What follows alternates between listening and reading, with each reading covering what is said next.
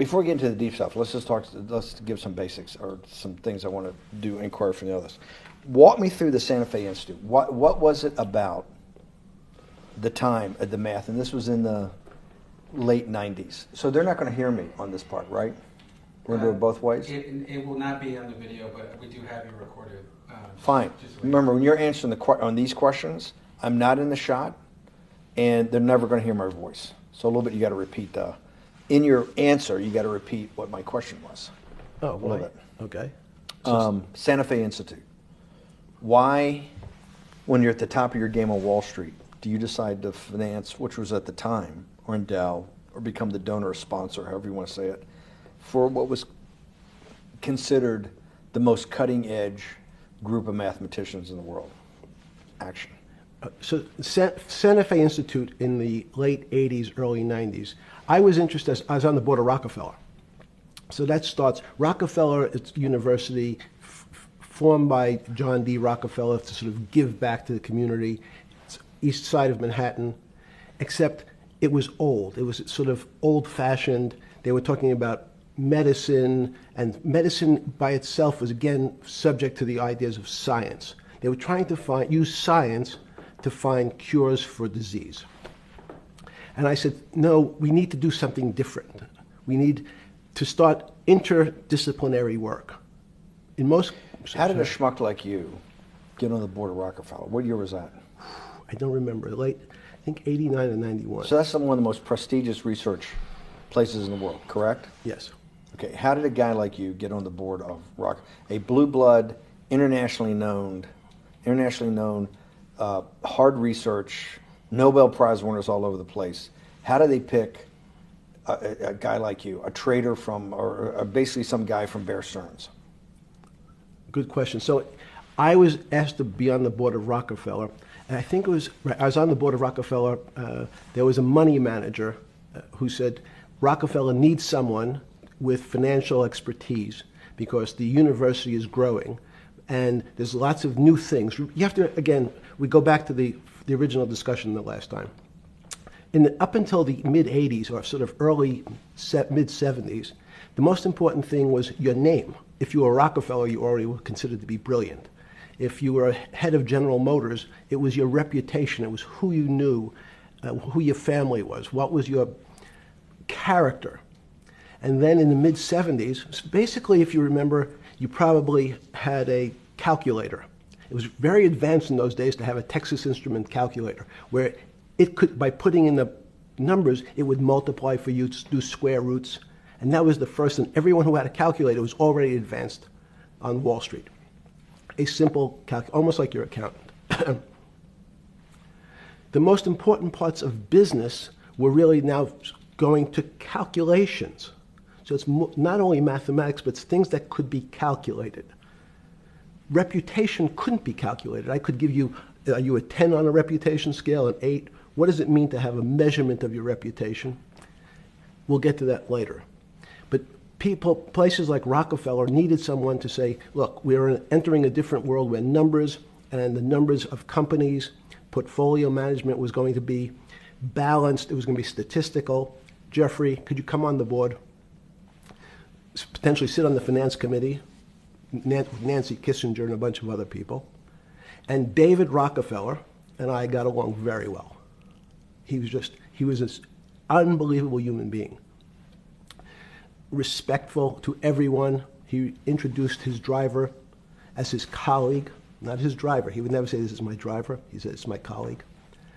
And David started to explain to me world politics. So David would say, Jeffrey, money is going to be sort of the most important things. People don't understand money. You seem to have this knack for money. I said to David, tell me about your life. What was the worst and the best part of your life? So David said, when I grew up, everyone knew I was a Rockefeller.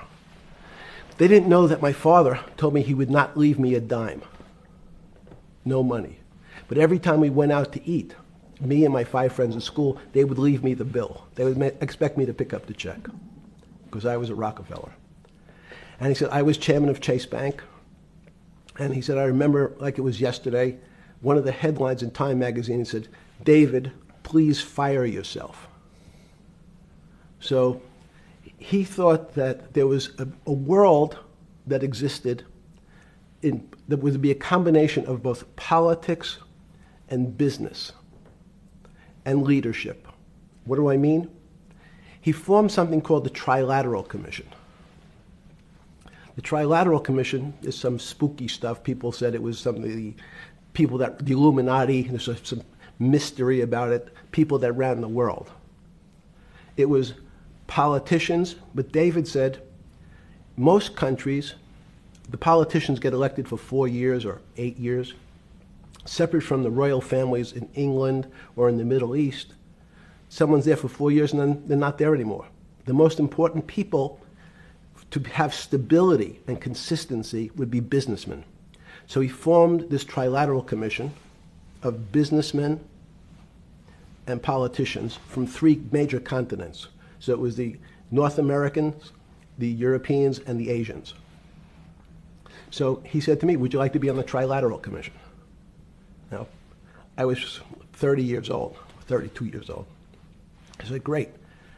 And he said, well, you have to fill out this application so they have your bio. And I looked at the list of people, and it was Bill Clinton, former president of the United States, Paul Volcker, every great leader in America, the Asians, the Japanese, and with a very long description of their history. And they asked me to fill in what I would like to have written. And I wrote Jeffrey Epstein, comma, just a good kid, which I thought was funny, nobody else did.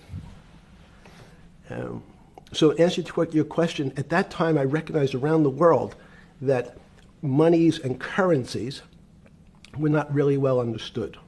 But again, it was only numbers. So numbers, and I'll get to the fact that it was bad thinking. Numbers are very good. Are most people that you meet, even on a Trilateral Commission, when you meet most people, do you find most leaders financially illiterate, economically illiterate? Most political leaders don't come out of a background of finance. Most political leaders come out of a background of being popular. So in some of the countries, in some of the African countries, for example, they might have been a military person. They were a general.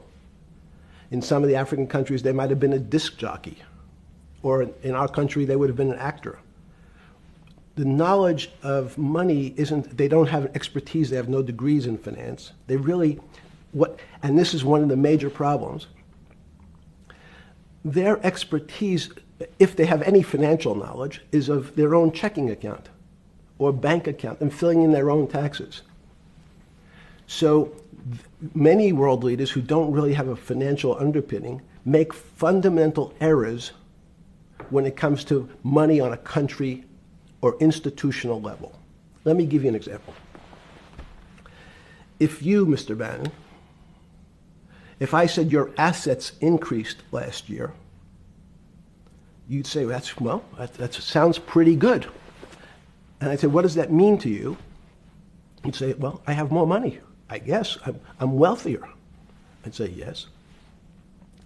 And if your debt increased, would you feel wealthier or poorer?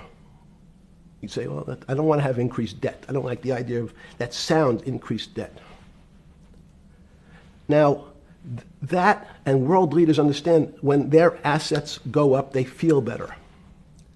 However, institutions like banks, things that people don't really understand are financial underpinnings of banks. When I say your bank, Mr. Bannon, you have the Bannon Bank, you doubled your assets. Sounds good, but what does it really mean? It means people owe you more money. You don't have any more money.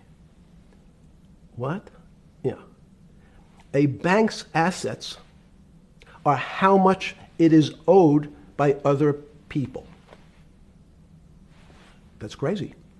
So if the bank goes from $2 billion of assets to $10 billion, it means people owe it an additional $8 billion, but their assets have gone up. So the terminology of assets and liabilities is different for banks. It's not natural. And what most people, and you ask questions about world leaders, there's many people, I think your old boss Mercer understood, there's a fundamental part of money which is called fractionalized banking. And fractionalized banking is something that finance people understand, and the people on the street, and when I say people on the street, that's where I was when I started on Wall Street, would find it impossible to believe. Impossible. Why? Bank Bank, I give you $1, just one single dollar. In our system of banking, I would say, okay, Steve, I gave you $1. How much can you lend out to your friends? And your natural reaction would be probably something less than $1 because I want to keep something in my pocket. The way our system works is if you as a bank are holding my dollar, you can lend out an additional $8 or $9. No, it's impossible. I only have $1, Jeffrey. We have something called fractionalized reserves, which is if you have 1, you can lend out 9. That's the way our system works. And so not only do world leaders not understand banking, but the man on the street, my father who worked in the park department, it would be beyond his imagination that people could lend out more money than they actually had in their pocket. Next question. But how did this, in understanding that, when you get on something like the Trilateral Commission, you're on the board at Rockefeller, which is the most advanced research. You get brought into the Trilateral, which is the elite of the elite. How, since you're only at that time 30-something years old. 8 years from teaching at Dalton, right? You're a Dalton. No, 10 years. 10 years teaching at Dalton. Yes. Walk us through. I mean, put us in the room. Walk me through exactly what it felt like. What it felt like being on the board at Rockefeller. We got these Nobel laureates, and you're sitting there making decisions, and you start to meet these people at Rockefeller. You start to meet these people at the Trilateral Commission. What did it feel like? It's a great question. So what did it feel That's like? what I'm in the business of asking. Yeah. What did it feel like meeting some of these people like Kissinger or Rockefeller? And those were two extraordinary people.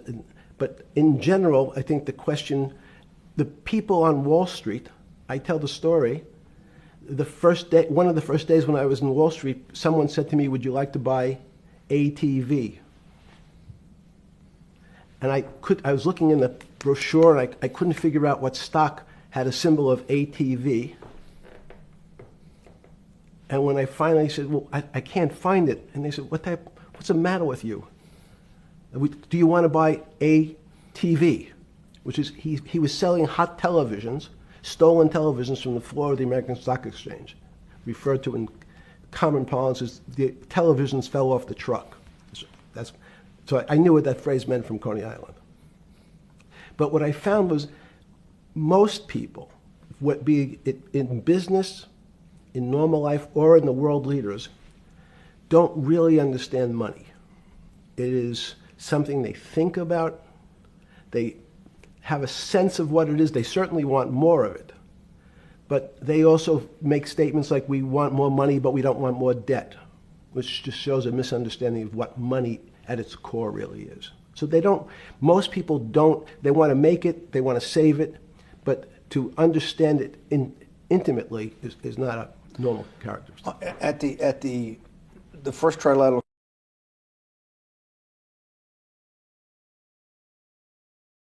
or something? Yeah, you're good. Just give me approximate. You joined the Trilateral I Commission. think it might be And we'll be able to show we'll pull down the chart of where your name was, but just give me roughly when it was. I think it could be 90. I don't remember. Okay. Let's say early 90s. Yes. When you got on the Trilateral Commission and had the first, do you remember where the first meeting was? It was in Tokyo. In Tokyo. And at what hotel?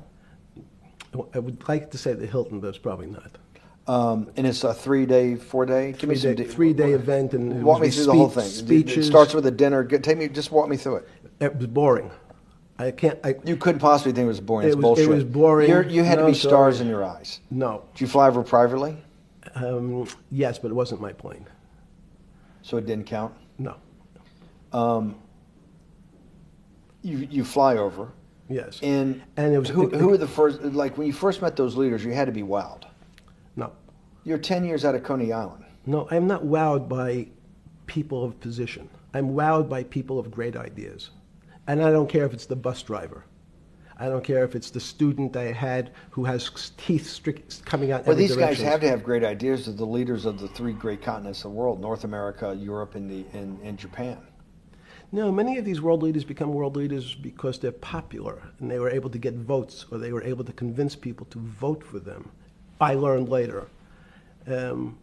Many of them were just good at what they did in terms of politics. Remember, world leaders are politicians in general. They're not scientists, they're not intellectuals, they're not great thinkers, they're great politicians.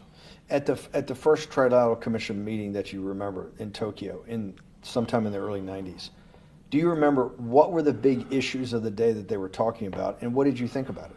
Yeah, in fact, it was funny because they were talking about inflation, and they were worried that what would happen, how do you control inflation? And as a mathematician, I didn't understand the concept. I don't understand the concept today. How's that possible?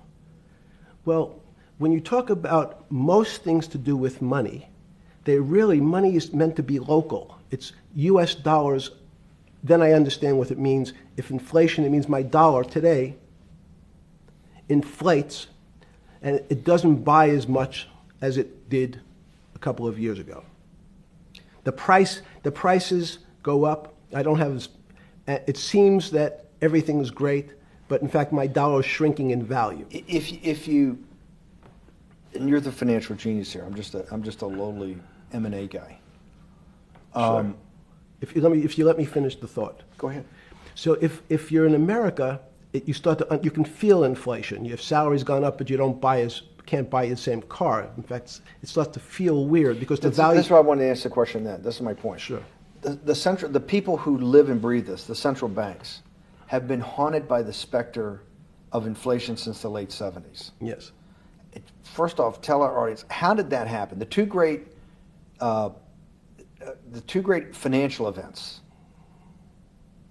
in the 20th century, I'm not going to get to the 21st, were the great inflation in Europe after World War I, the Great Depression, the hyperinflation in Germany that led to the rise of Hitler, and then this inflation in the mid-70s. Before you go to explain inflation, why is the specter of inflation always the central thing in central bankers' minds? Because it goes back to the first concept I said, the weird concept of fractionalized reserves. The system is not well understood. And most systems, in fact, are not well understood. We don't know how our digestive system. Stop. This is I impossible. understand. This is impossible. The world banking system, the world currency system, the world monetary system Yes. has to be so well understood by the Greenspans of the world and the Bernankes of the world and you, right? The currency traders, the guys making billion-dollar bets every day. The legendary guy on Wall Street in the late 90s, Salomon Brothers. Lou Ranieri? No, the guy that wrote the money. Michael Lewis? Liar's Poker? Yeah, Liar's Poker. Who's that about? That great trader. Lou Ranieri. No, it wasn't Lou, the guy that ran the desk. That eventually ran the hedge fund that went long-term capital. Yes, I don't remember. Who's the guy? I want to say, I don't remember. Yeah. I'm sorry. Lou Ranieri is big, but Yes. those guys have to understand the system perfectly. No, they don't understand the system. They understand the local part of the system. So, for example, why is not only inflation, most bankers are terrified if the public understood that the bank really doesn't have their money at any one time. It's one of the things during the Depression, there were runs on the bank.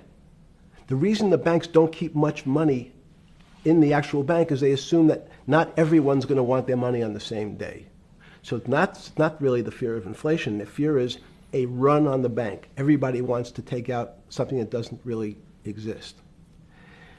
Inflation is tied to interest rates. It's a more complicated example. But when your money doesn't buy the same amount of product this year than it did last year, if it buys less and less, like it happened, you use the term hyperinflation.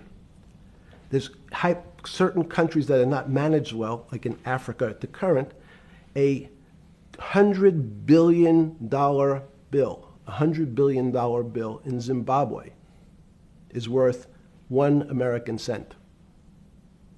That's the perfect example of hyperinflation. It goes up, it doubles every day. So people are afraid that their value in the system starts to break down. But so if I said to you, does your doctor understand your body system? You'd say, well, I hope so, because I want him to keep me healthy. But you could have a kidney infection, you could have a heart attack, you could have a broken knee. There's lots of pieces of this system. And in fact, when you ask the question, very few doctors understand your entire body. There's a specialist for your knee, there's a specialist for your polynoidal cyst, there's a specialist for your head, and now we have specialists in different areas. So and I'm going to get to your first question about Santa Fe Institute. The world economy and your body are both comprised of little systems interacting with each other and making one big system. This is what's stunning for all the little guys out there, the populist movement, the little guys that haven't had a pay raise in 30 years. They think that these elites, have everything. The guys in the room making the decisions, the party at Davos guys. You're sitting there, you don't think many people today really understand the complexity and really all the moving pieces and how they interconnect to the world's financial system.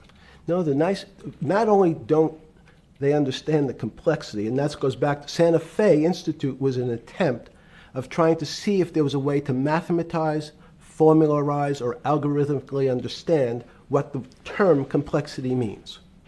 That goes back to the original question.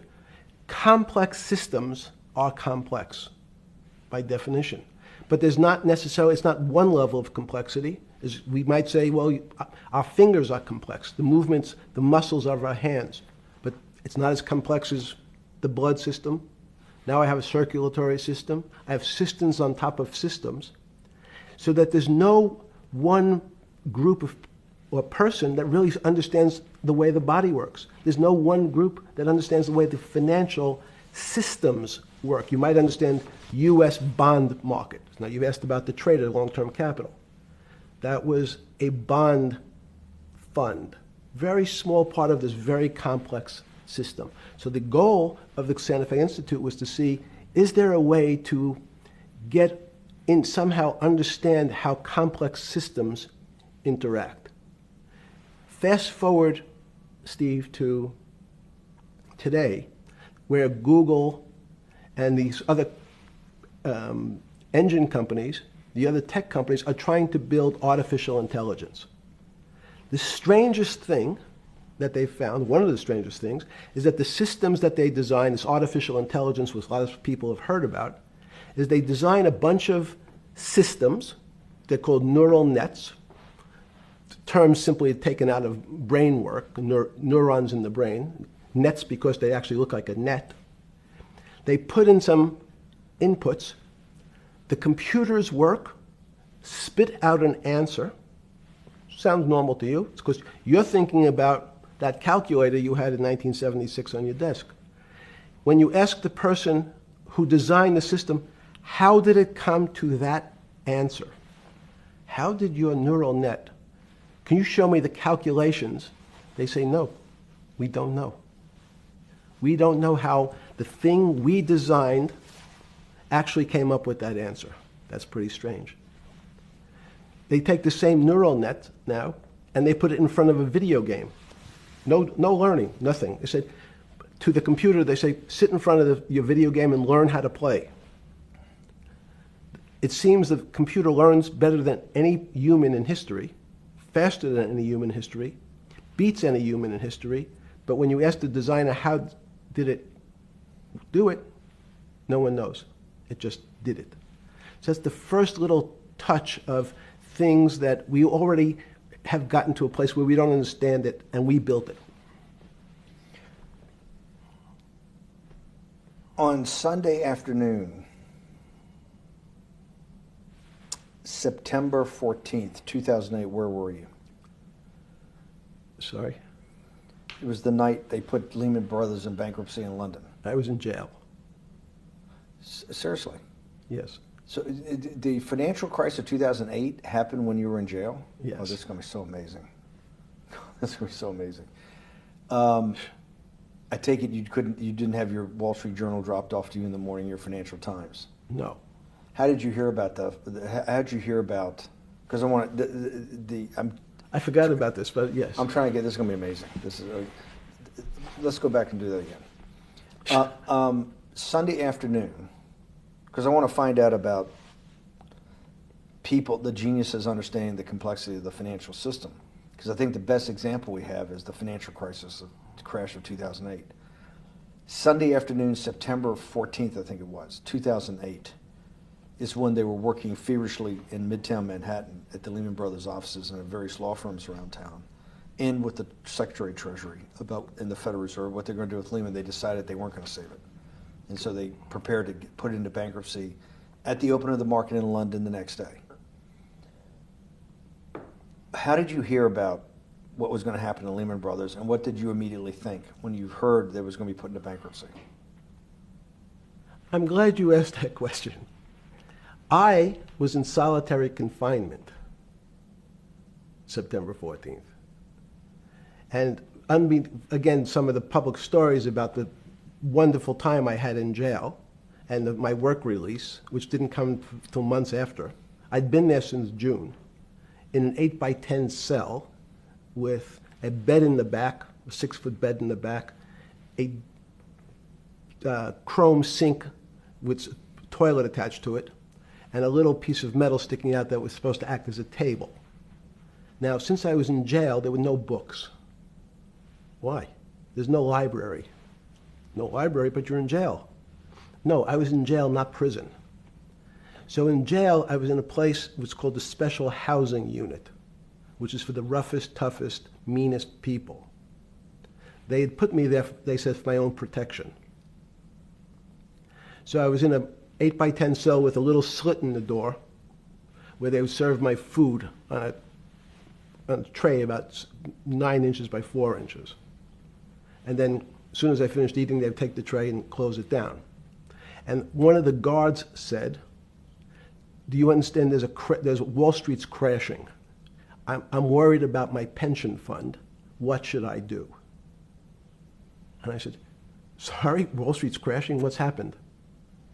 And he said, there's some crisis and some companies are going bankrupt. I said, are you sure? And he said, yeah, it's all over the papers. We're all terrified we're going to lose our life savings because we have either a 401k or our pension funds. We don't know anything about money. Mr. Epstein, can you tell us, like, what's going on? Am I going to be able to afford my children's education? Am I going to be bankrupt like this company called Lehman Brothers? And there's another company in the front page today called Bear Stearns. Oh, no, I said.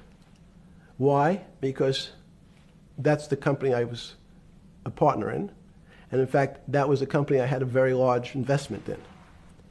So, as a great story, I didn't have my Wall Street Journal, but in the early mornings, you're allowed to make 2 phone calls, collect. And when you pick up the phone, you can dial a number, and when the person picks up, they say, you're getting a call from the Palm Beach County Jail. Will you accept reverse charges? And the person either says yes, and the call goes through, or the person says no. The person I had called was Jimmy Kane, the president of Bear Stearns. And I said, tell me what's going on. And so that my knowledge of the financial crisis happened with Jimmy, who was at the center of the storm, telling me about what Lehman had gone under, and they were trying to figure out a way, should they bail out Bear Stearns?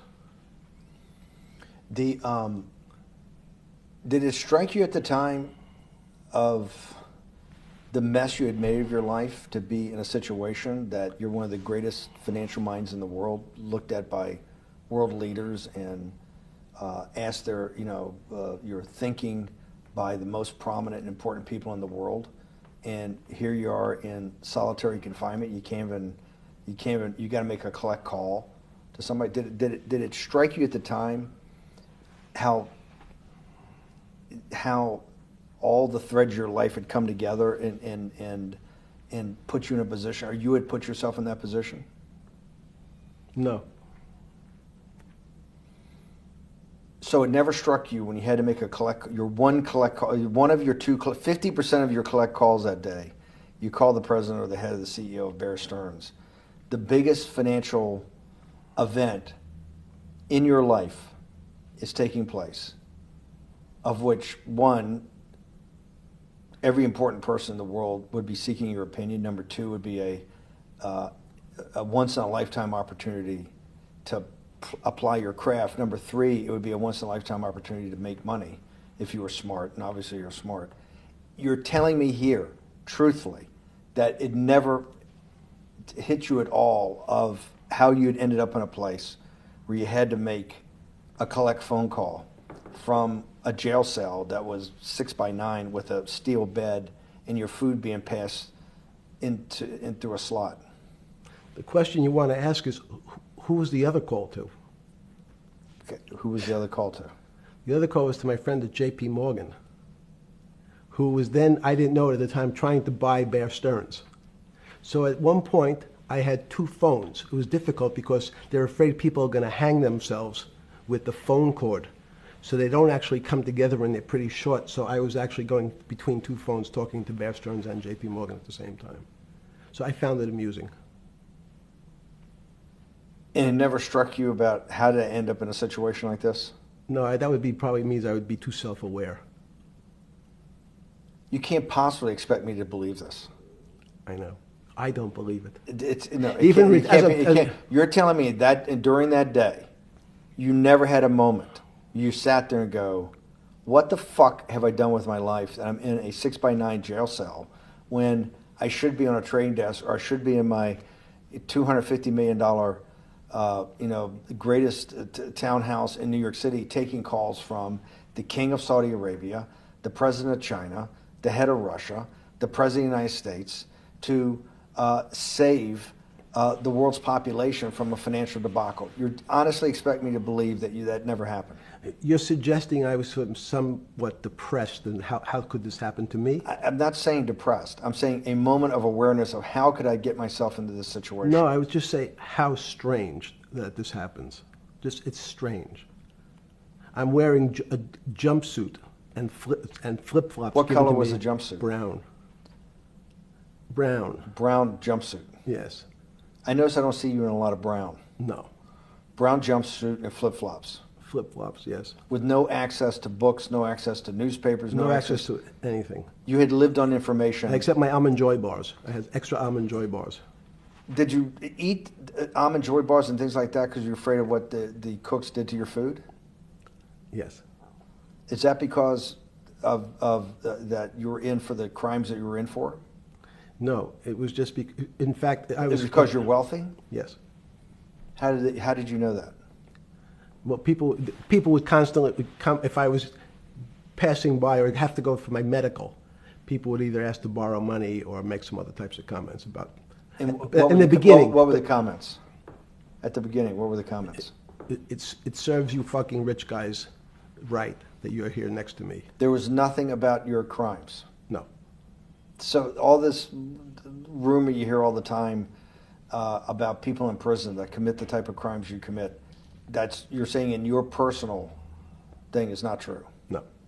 It was all because you were rich. Yes. And it was all because they wanted to borrow money. Or get advice. Yes. Where they get advice to go long. Yes. You're telling me is this time to buy? You're telling me in solitary confinement they're interested in going long. Yeah. They want to know what does that say about human nature? Well, what I think the people find, one of the reasons they wanted to keep me in solitary confinement was they're afraid that everybody would want to know which stocks to buy. But what happened was, after this crisis, now it's on the front page of every newspaper. I don't want to lose this day. Sorry. When you first heard that, was it Bear Stearns had been kicked into bankruptcy, 6 months before? No, this is the same time. This is part of the same deal. I thought, no. Bear Stearns, they saved Bear Stearns and didn't save Lehman Brothers. That's right. it. They let 6 months Lehman- before they had bailed out Bear Stearns. But Bear Stearns was still a zombie, A shell of its former a self. former self. But they had, quote unquote, saved it. They admit, why did they make the decision in your mind? Why did Hank Paulson and Bernanke, what's this concept of moral hazard? Explain to the audience what moral hazard is, and why did they save Bear Stearns 6 months before, and why did the smartest guys in the room decide not to save Lehman Brothers? It's a good question. The real issue is I'd have to go back when you have these systems to the way your doctor responds to any type of emergency in your body. If they might decide to save your kidneys and let your gallbladder go because the gallbladder is less important to your overall system. If at that time, even it's not that long ago, the boogeyman was when said, well, what really happened? Jeffrey, what really happened? What is this financial crisis? And, some of the progressives and the right wing blame it on the banks. It was the banks' fault. And it's the fault of this very esoteric, unknown concept of derivatives. It was really the derivatives that caused this financial crisis because the derivatives got somehow out of control and in the Mickey Mouse. And that was the way you started your road to a billionaire went right through derivatives. Yes. But derivatives were not the cause. Derivatives were not the cause at all.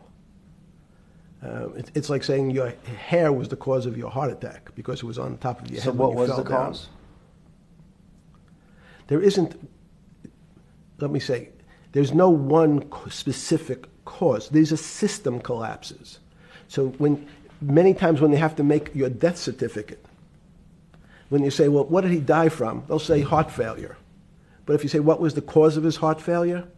Well, he had low blood pressure, his sugar was high, he was diabetic, he had all these other problems. But they say, no, we need a word on your death certificate. Did he die from brain damage? Did he die from heart failure? That's the financial crisis. Many people said, well, what caused it? They wrote, like on its death certificate, derivatives. But derivatives are not a fundamental cause of anything. Was it Sunday or Monday? I take it was Monday morning when you made your two collect calls and you were talking to Bear Stearns on one hand and Morgan Stanley on the other. J.P. Morgan. J.P. Morgan. That was Monday morning. Did you, Jeffrey, being one of the financial geniuses in the world, did you understand what Lehman Brothers is going into bankruptcy, the domino effect, that by Thursday the financial system would be under such extremis that if it didn't have $1 trillion cash infusion in the United States, it might collapse? Did you know that at the time? Did you view that at the time? Yes. You did? Yeah. Why? Again, I don't want to bore you or the audience with the idea of it's a medical procedure, but you had system failures. So you'd recognize that if I said to you, did you realize when your father was on the ground and he was clutching his chest and he couldn't breathe, it was a bad situation, he could die.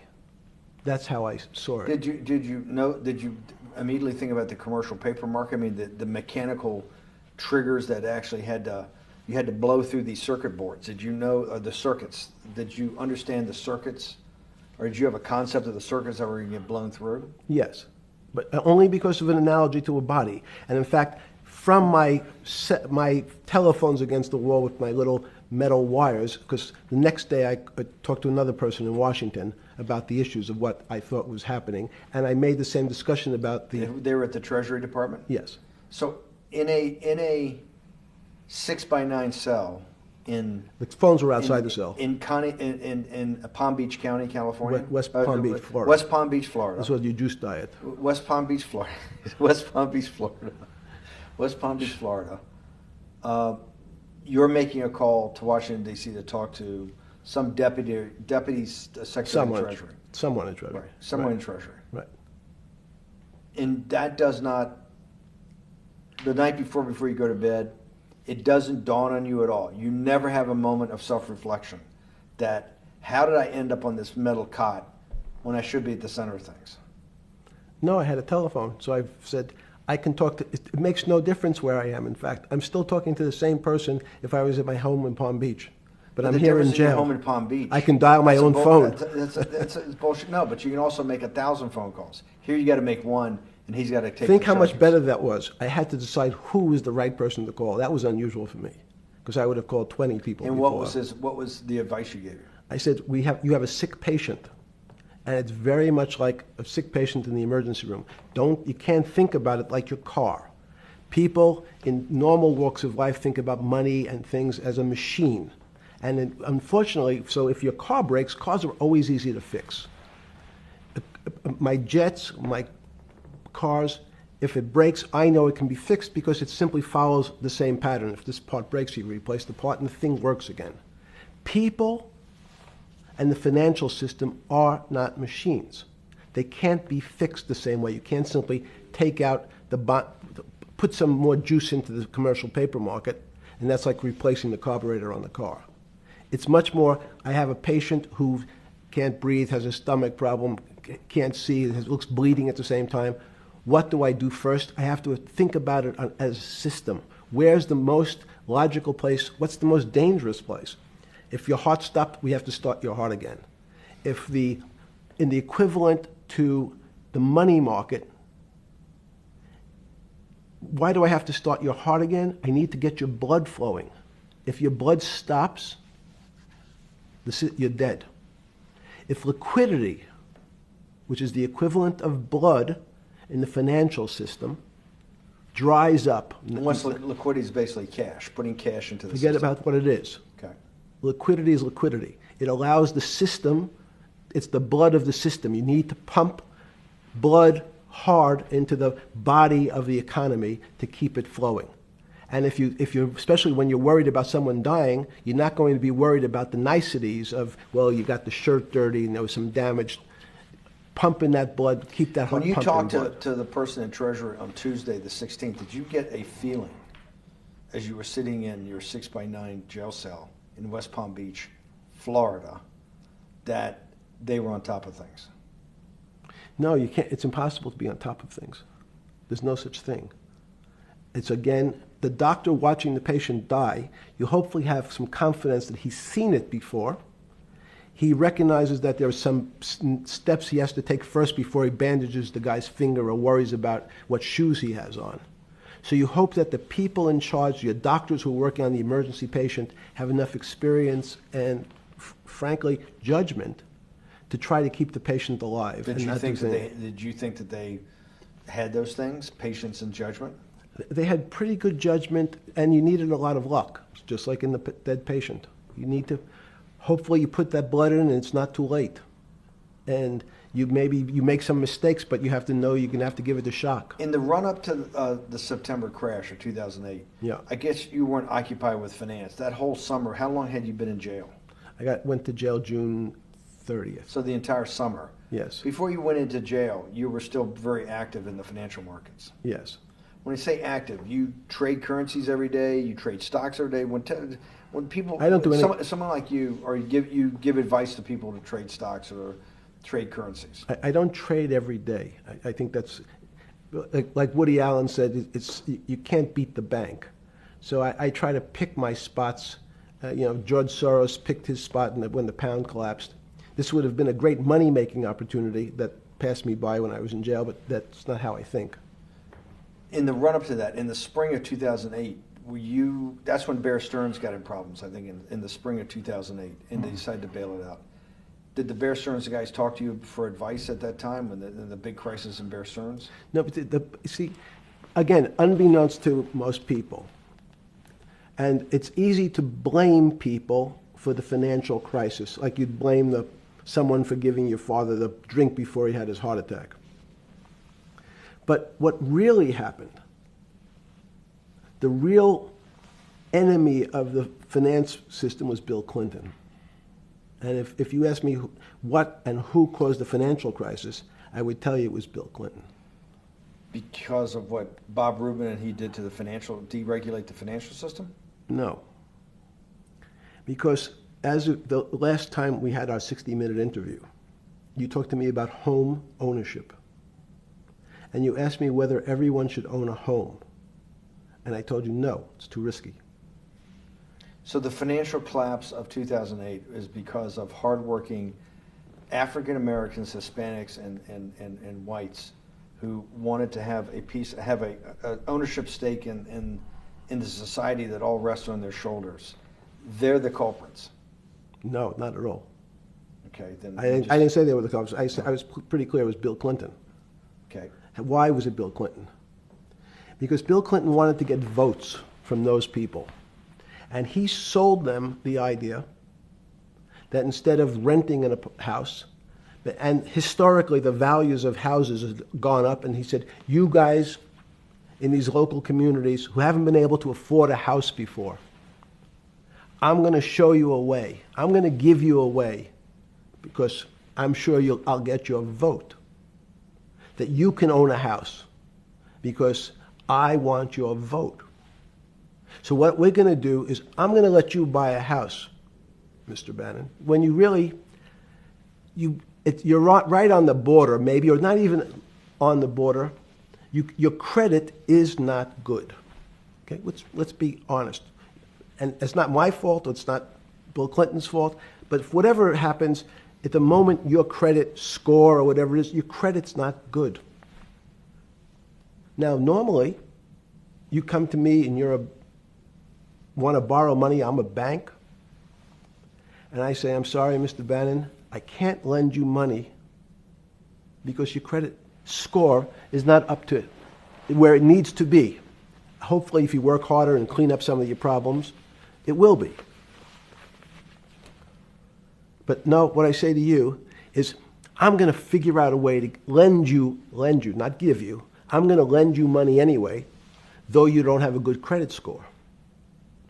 And don't worry, I'm going to get rid of the term that you don't have bad credit. Bad credit sounds pejorative. You don't want to be a person. Sounds judgmental. Yes, sounds judgmental. So what we're going to do is we're going to call your credit situation subprime. Oh, nobody knows what that means.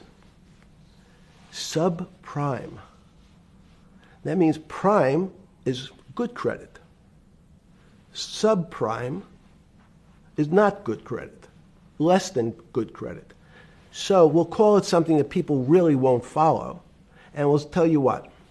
We're going to have people lend you money, though you are a subprime borrower, and I will figure out some government agencies to guarantee your loan, though I don't think you're a good risk.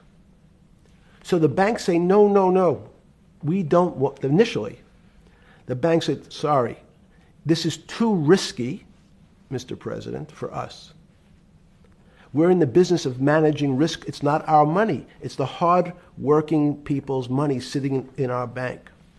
We can't lend to people whose credit is not prime. You're asking us to lend to people who are subprime.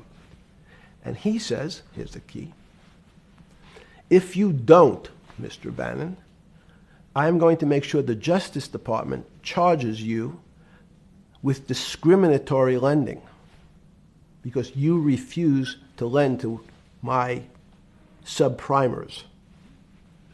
In business terms, you should never lend to. But what we'll do is I'm going to form an agency called Fannie Mae and Ginnie Mae, just another agency names. They'll guarantee your loan. So don't worry. Don't worry. You don't have to pay it back anymore. Even though and maybe you don't even have to work as hard anymore. That's probably a harsh statement, but these players, these two big firms, Fannie Mae, will guarantee the fact that that bank will receive its money. Now, the bank says, wow, best deal in history. I refused to lend to Mr. Bannon, but now he has the big brother, his Uncle Sam. He went to his Uncle Sam, and Uncle Sam says, I'm guaranteeing it. The bank says, I want everybody. Give me as many people as you can give me. Because Uncle Sam is the best credit in the world. Not only it's the United States government. We'll take it all. We'll take as much subprime as we can handle. because it's the best investment for the moment. It's a strange investment because it has politics that has inserted its way into the numbers. Politics doesn't belong in the markets, but now we're going to have, I want the votes, we'll make guarantees that you who can't get a house normally will be able to get a house from the bank. The bank says, this is the best deal in history. We will package 100, 300, 1,000 of you subprimers, and we'll sell it off to somebody else. And the whole system becomes mired in subprime mortgages. That's becomes the What do issue. you mean mired? There's just too much supply. It's a supply-demand problem. You get too much supply. No, it's a very good question. What does too much supply mean? Well, then you get to people, go back to your first question to me, government leaders.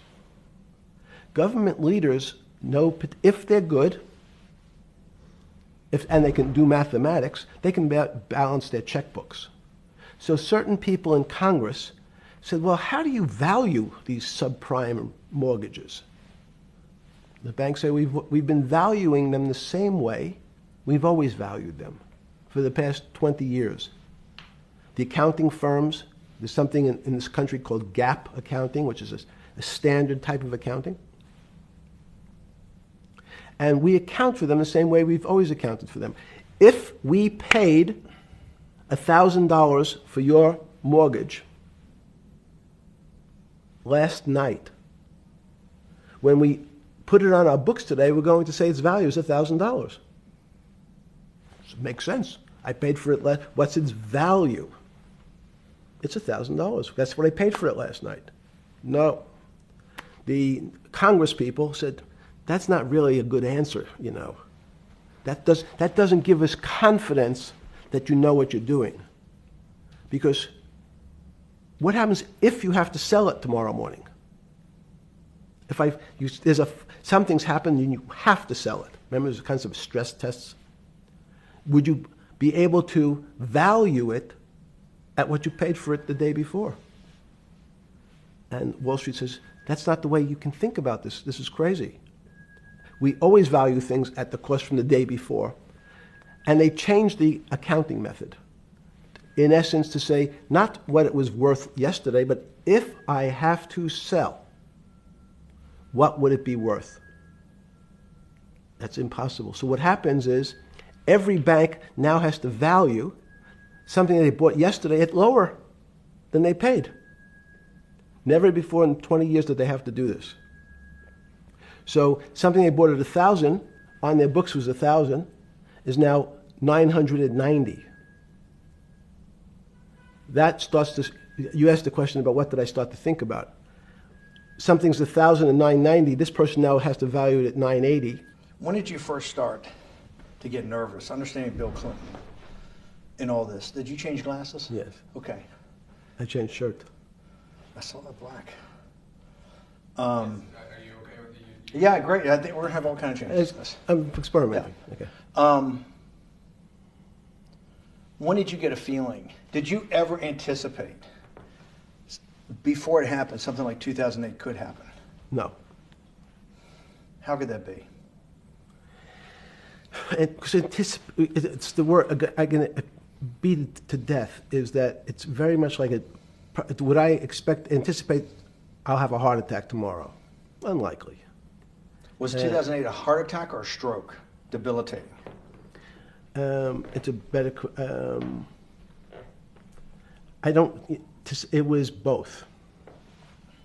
But why was it both? Because in fact, as I said, the blood was getting dried up in the system, and the head, which is sort of the central bank, wasn't working. So to some extent, it was a combination. It was just a crisis. Did you see that building up over time? It's always been lurking in the background. I mean, if you have an older parent, would you say it's possible? Did you anticipate him having a heart attack today? No, you hope things are going to go better and maybe they'll fix it up. The system was getting too complex, and it wasn't based on derivatives, because what people keep forgetting, and as I was just explaining, Wall Street, and in many professions, including Wall Street makes it sound complicated. They don't want the little guy to understand what they do because they make so much money and they don't do very much. So they couch it in words like derivative and stock options and commodity futures and different types of contracts. It's all fairly, everyone is capable of understanding it. It is not complicated. But Wall Street, because they make so much money from doing fairly simple things, needs to make it more complicated than it really is. We had a very big recession in the early 90s based upon real estate and Japan basically imploding. Let's again, Okay. you had a recession in the 90s. I don't know what it's based upon. It's always interesting to look back and say, separate from there's certain triggers, like in the 70s there was a... What do you think it was based upon, the 90s downturn? It's clearly there was a huge downturn. No, I know there was a downturn. That's what I know for sure. That's a fact. That's all. Everything else is sort of speculation about why did he have that. I understand that, but Sorry. there's some speculation that has 0% probability of being true, and there's others that have 90%. In the range, when you look at the range of alternatives of what could have caused it in 90, and what I'm trying to do is get you all the way up to 2008. Look, you're the smartest guy in the room, right? You know that. Do you think there's anybody in the world today? Oops, this is going to be a bad question. No, but do you think anybody in the world today, the Alan Greenspans, the Bernankes, is there any central banker you know, any partner of any Wall Street firm, any guy running a trading desk, and I would take it that would be, or anybody at a Larry Fink at BlackRock, Steve Schwartzman at Blackstone, the top 100 financial guys, and let's throw in a couple of Nobel economists, and let's throw in the best professors at Wharton, at Harvard, at Stanford.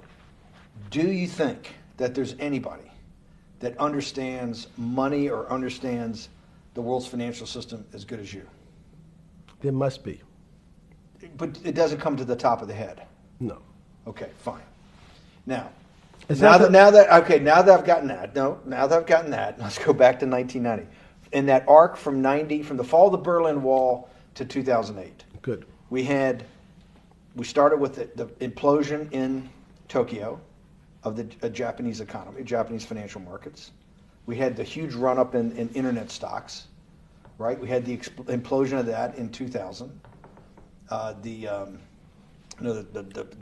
bankruptcy of Drexel Burnham in 90. Mm-hmm. Implosion of Japan, huge run-up in equity markets for the internet, implosion of the internet in 2000, 10 years later roughly. Mm-hmm.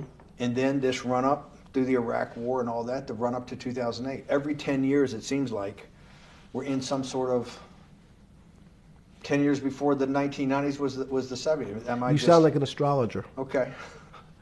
And not a financial person. You're supposed to be a mathematician. It just seems to me a pattern of every 10 years. That's misleading. That's exactly right. Because people like to see patterns. People like to see patterns where there are none. So a pattern of a financial crisis every 10 years is just in my mind. Yes. Long-term capital that had to be bailed out back in the late 90s when everybody panicked. And that wasn't that bailout today would look small, and it was $5 billion or was $30 billion. Businesses fail all the time. But long-term capital, the Federal Reserve stepped in. But I'm saying people go bad.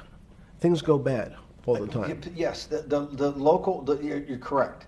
The audience that's watching this, the little guys, they go bankrupt all the time and nobody gives a shit. You know why? They're a little guy. But when long-term capital management goes bankrupt, or Bear Stearns goes bankrupt, or Lehman Brothers goes bankrupt, people care because it's an unfair characterization. Why do you say that? Because again, it's the complexity of the situation. If you think about you have a complex system. You have your body. Now, in fact, the little guy is my finger. This is. And Bear Stearns is your heart. That's correct. The banking system is my heart. The system, I can't risk my because remember, it's not only my. You haven't been able to name. Hang on. You haven't. Hang on. No, hang on. I was trying to hang. I wanted to see if the hang on worked. No. You haven't been able. You're not good enough yet. You're like junior wizard trying to do it. You haven't. Yes. I'll say, since we can't name another guy that's as good as you. There may be a couple out there. You're not bragging. You're humble. It had to be sometime. Please tell me there was some time before you went to jail and basically got cut off from daily information in the summer of 2008, that you started to get very nervous that this complex system, that something was deeply wrong? Okay, first, let's go back. When I say no one understands the system better than I do, it doesn't mean I You always understand. sound like a doctor. You're afraid he's going to get sued for giving a thing. Yes, you're not, no. gonna, you're No, not no, taking no. on any liability. There's no contingent Yes. liability here for Yeah, your no, answers. no, no. But the word understand is the problem. Okay. I don't understand the system. So I don't understand the financial Will you system. please stop? You cannot sit here and Yeah, tell no, me. no. What we just went through, I'll go through again. The hedge fund managers, the money managers, the central bankers, the commercial bankers, the heads of the investment banks, the heads of all the trading desks, the top economists, and I'll throw in the business school lecturers at Stanford. Of all the top 200, 250, you can't name at the top of your head the guys are at least at your level. You have to understand it somewhat. No. Sorry. We all don't understand it. No one understands it. It's a miracle. It's that's part of the problem. It's impossible to understand. That word understand simply means if this happens here, that will happen there. It's predictable. Understanding means it's predictable. It's not predictable. That's the problem. In complex systems, that was the fascination. Is there a way to tease out some level of predictability? So even No. In fact, you would ask the question. It's a great question, which was it a stroke or a heart attack? Now, most people don't know that before they were going to have a stroke, they had a stroke. They just have a stroke. Do they understand why?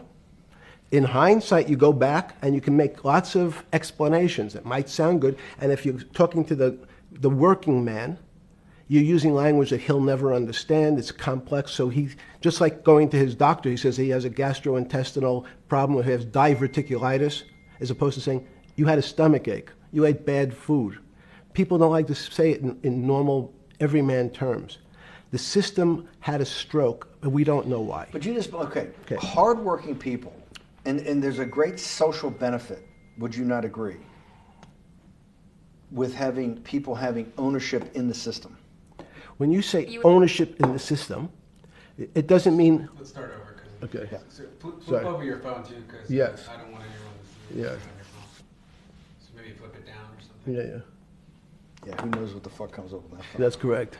We don't want to send you. KSA. I can't not believe I've got the magic moment when you're in fucking prison or jail, wherever the fuck it is, It's in crazy. solitary. Now, there's a funny part to that we missed, which is So said. go ahead, tell it. The funny part is what you asked me. Is there anything funnier than that?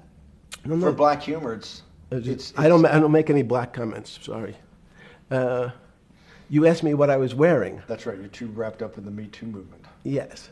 So I was wearing a brown jumper and a brown pair of pants given to me by the jail with the word trustee on the back. Because you had qualified to be a trustee? Well, the funny part was it was spelled Trusty. So I wasn't really sure. I'd been a trustee in many different operations, but it was the first time it was actually printed on my back and spelled incorrectly. Probably had a higher level of being a trustee at that than you had at all the boards that you were trustees, right? Yes, because as the trustee meant you get two devices to clean your toilet as opposed to one. Yeah, but it also meant that you had some sort of personal fiduciary own responsibility for oneself, right? In the jail? You mean? Well, that's what being a trustee is. That's where they give you two.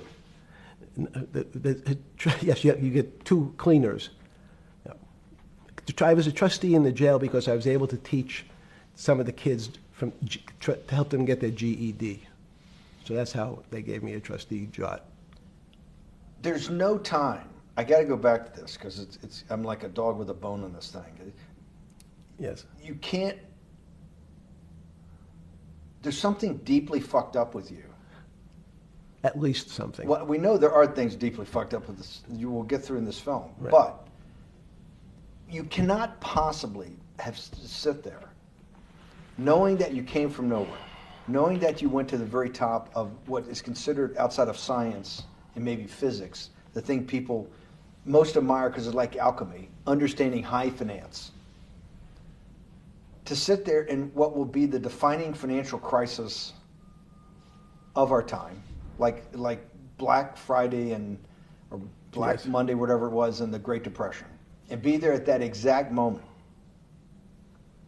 triggered in part by a firm that you used to be a partner in and knew intimately well, and it created much of your initial net worth because of, and know that you couldn't, someone who lives on a phone, right? Yes. Because you do live on a phone, right? Correct. You had to make just 2 collect calls. You cannot tell me sometime during that day you did not have that conversation with yourself of how the fuck did I do this to myself to put myself in West Palm Beach in a 6x9 cell with a metal fucking bed with a brown shirt that said trustee spelled wrong.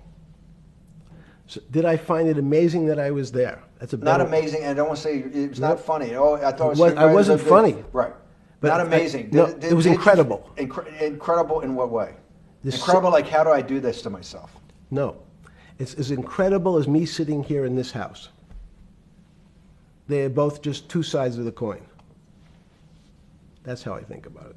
That my life today is incredible. Do you consider yourself a stoic? No. I consider myself a hermit. Stoics are not very happy. Being a hermit then, being in that 6x9 cell, being in the cell qua the cell was not the problem, right? Correct. What was the problem?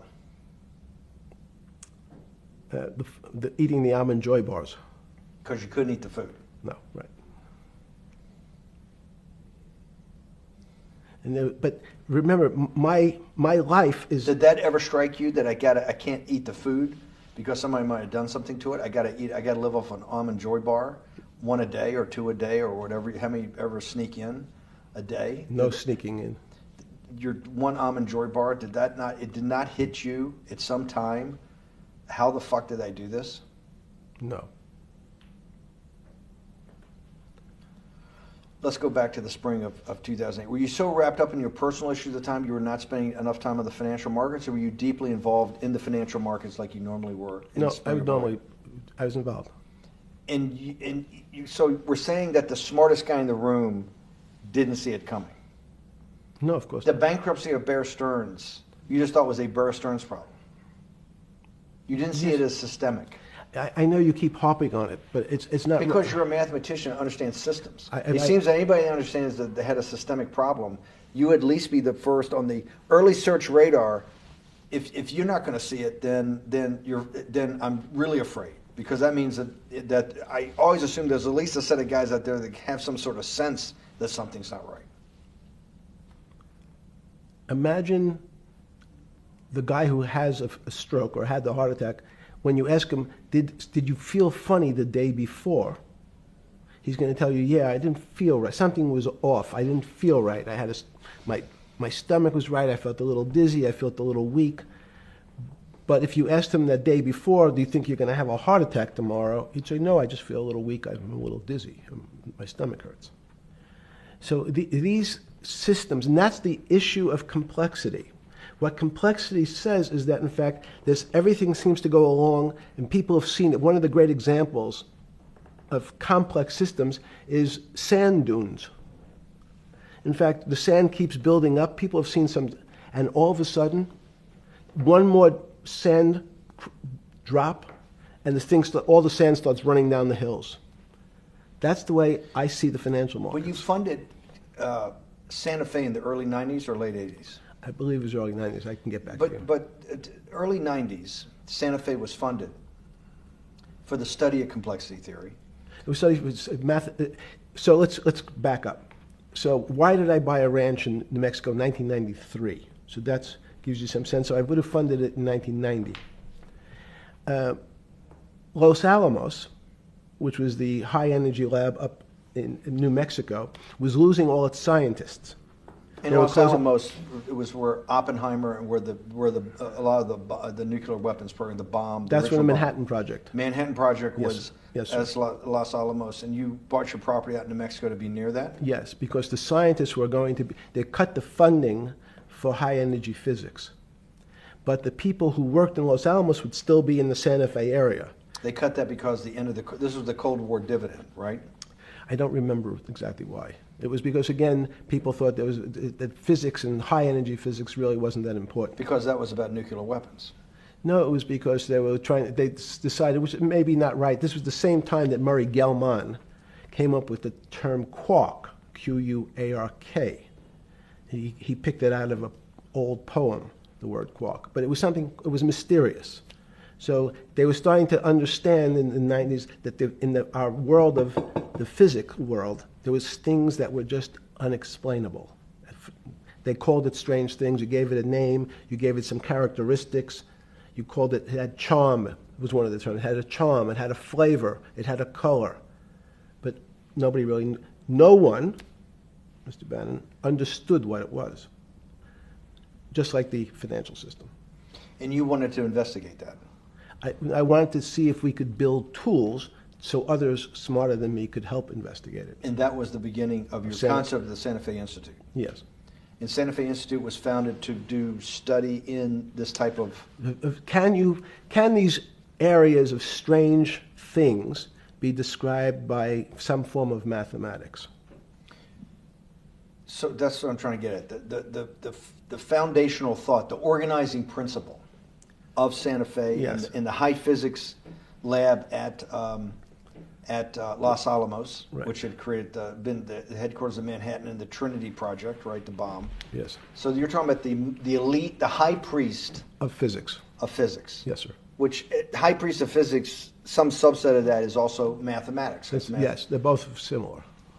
Project out. One of the tools you want to do is to make sure that in this complex system, the finance system, I'm doing a lot of this for philanthropy and a lot for the good of mankind, but also to be able to understand this complex system, the most complex outside of maybe our body, of the financial world. Yes. Did they create tools, or were you smarter in then the mid-aughts, 15 years later, than you had been then because of work that was done at Santa Fe? No, it was great. But in fact, most of my philanthropy in the area of can you describe things that appear to be unexplainable by mathematics, and can you fund people who have new ideas?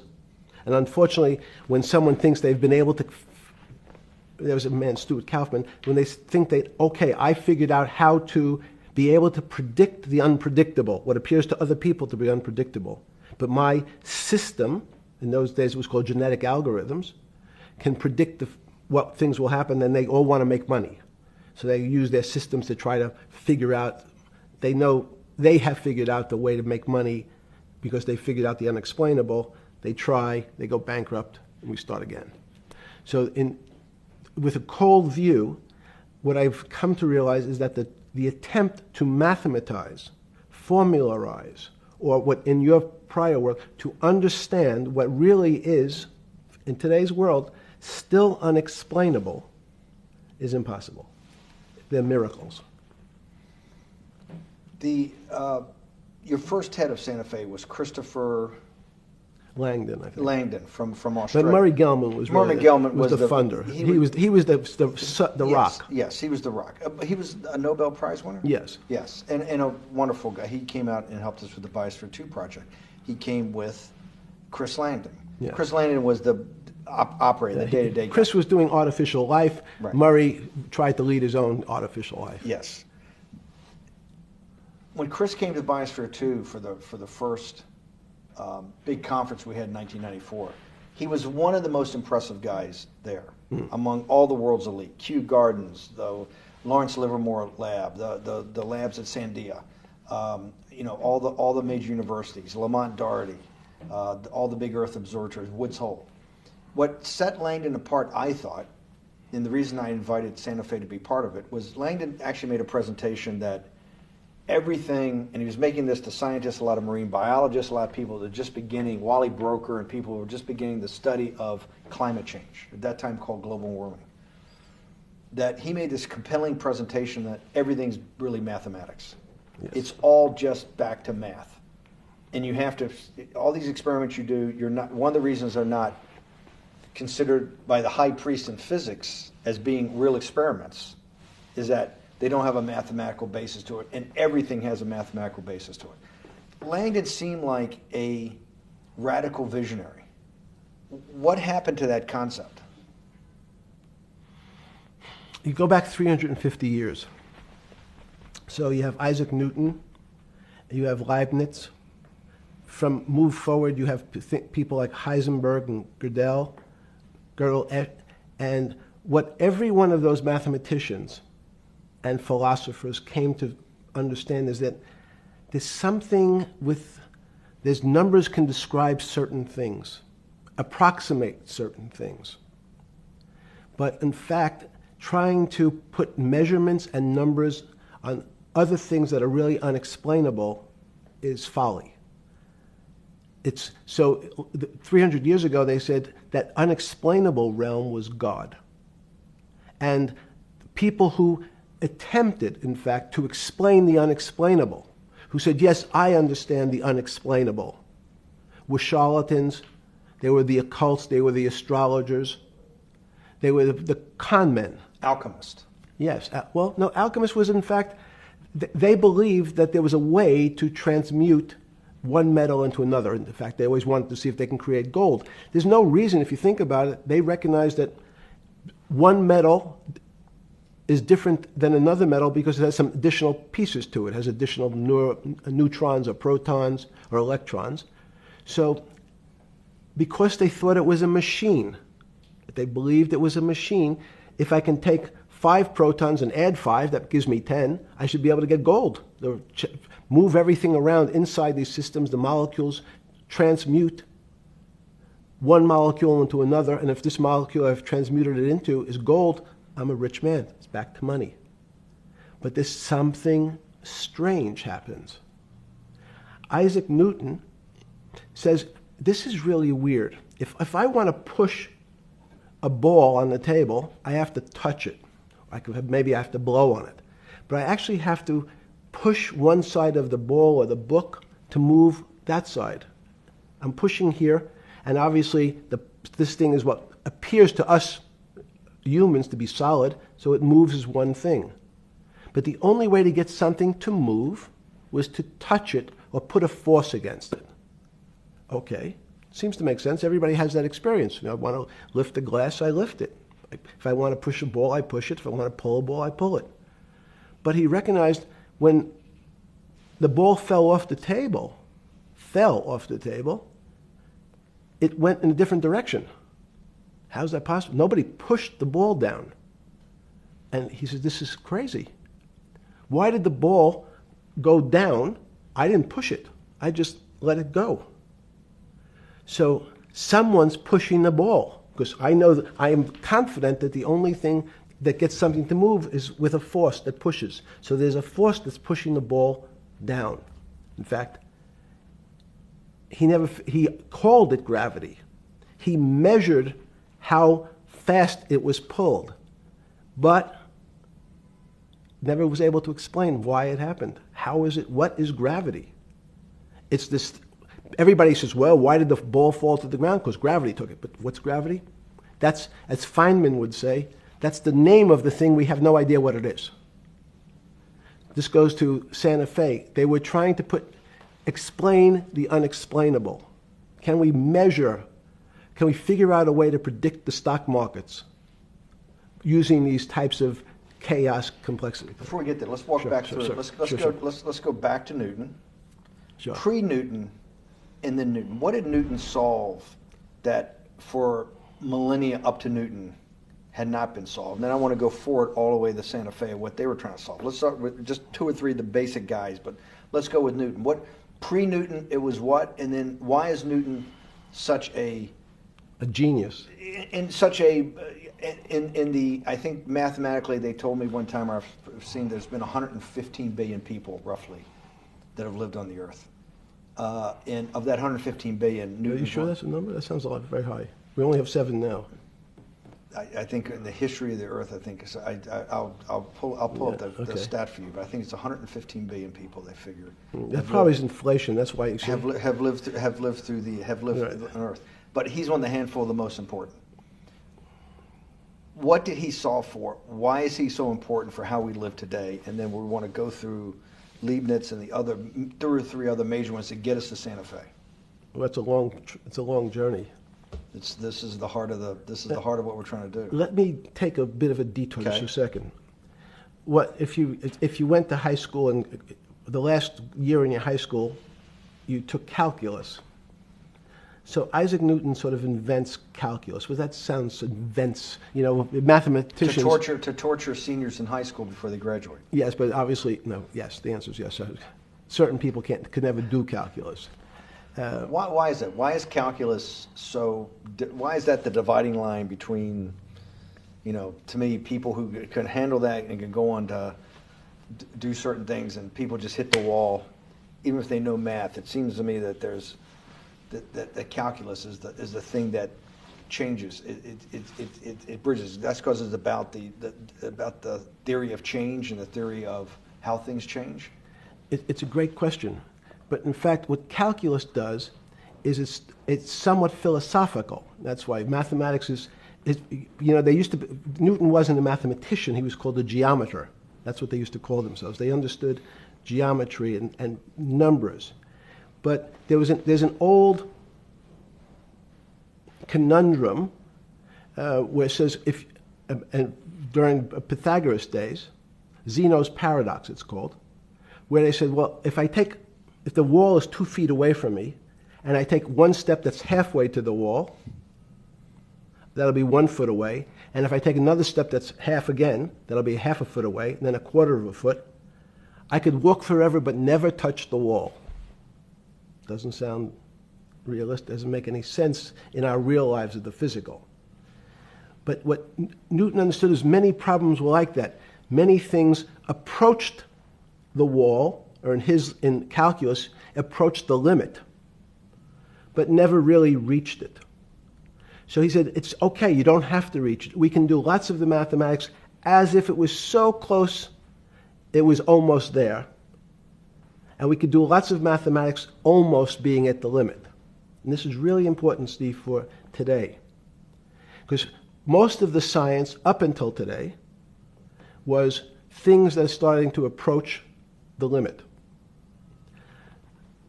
You were taught in high school that if you had 1 divided by 0, if you remember your high school algebra, you were told, what's the answer to that? Is there an answer to 1 divided by 0? No, if you were in high school, I'd say, stay away from it. It's the boogeyman. You could write it down as it's undefined. It's not able to be determined. There's a bunch of things. But in fact, 1 divided by 0 is a strange things happen. It's a world of the strange. And what I'll explain to you after is that when you get 1 divided by 0, you get into a world we don't know what happens. The answer is it's not explainable. We can call it things like undetermined. We can have a convention to say it's X, Y, or Z. But in real life, we don't know what happens when you are actually at the limit. So Newton thought the same concept, is that the limits were God. You got close to God, but you can never be God. He had this sort of religious interpretation. Okay, I want to go back to Newton. Why is Newton such a big dividing line in mankind's history? What is it about Newton? What is it about what he's trying to solve? What did they not know beforehand? And because we live to a degree in a Newtonian universe, although I realized later subparticle atomic physics, but at least for a while it was Newtonian. So what's the dividing line? Why is he so important? Why is he an inflection point in mankind's movement from the swamp to the stars? It's a great question. Stars was by Kepler. What Newton starts to allow us to do is to make accurate predictions. Remember that we've talked about that with money, about the things in our physical world, how cars, he didn't have cars, how horse carriages moved, how bowling balls moved, how pool cues and pool table balls. Had people tried to solve that before Newton? Many tried it? Heraclitus or Plotinus, Pythagoras had these greats that we hear about. Had they tried to solve the same problem? Not the same problem. They tried to again, what Pythagoras does, he starts to figure out this relationships in triangles. For example, everyone knows the a squared plus b squared is equal to c squared, that Pythagorean theorem, which is basically says these shapes in a triangle, each side of the triangle has a fixed relationship with the other two sides. That's strange. He knew, again, but it was all numbers. This was a system of things in the physical world, and Pythagoras says we can start putting numbers on things that help you predict how they will behave. You can add two triangles and make a square, some different shapes. They were looking at geometric forms.